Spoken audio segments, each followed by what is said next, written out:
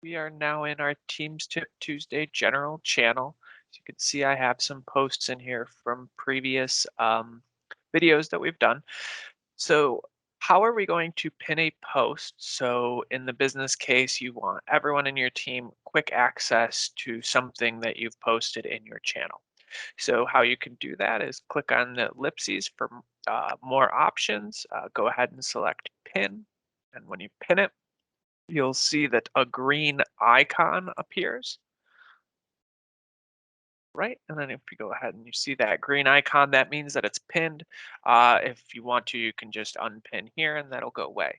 How you can access that is you click on the show channel info icon here. Go ahead and click on that. And you'll see that this post is now pinned. So when you click on it, it's going to pull you right into this post regardless of how much content is in there. So that's a quick way for you to pin posts in your team. We're also going to talk about how you can pin documents into your Files tab. So when you go into your Files tab, again, I have some documents in here.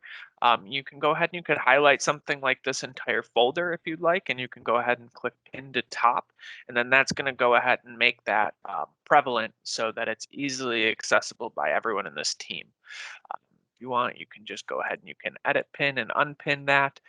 And even in a folder, you have that ability. So if we go to our email messages, let's just say I wanted to pin this specific email inside of this folder within the channel, I can do that. So I'll go ahead and I'll pin that to the top.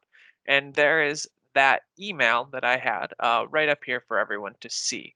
But when you go back to your general tabs, it's not pinned here. So it will only be within that folder that it's pinned to the top. So I hope this helped clear it up any questions you may have for pinning posts and pinning documents in your team and how to do that. Please feel free to reach out to us if you have any other questions. Thanks.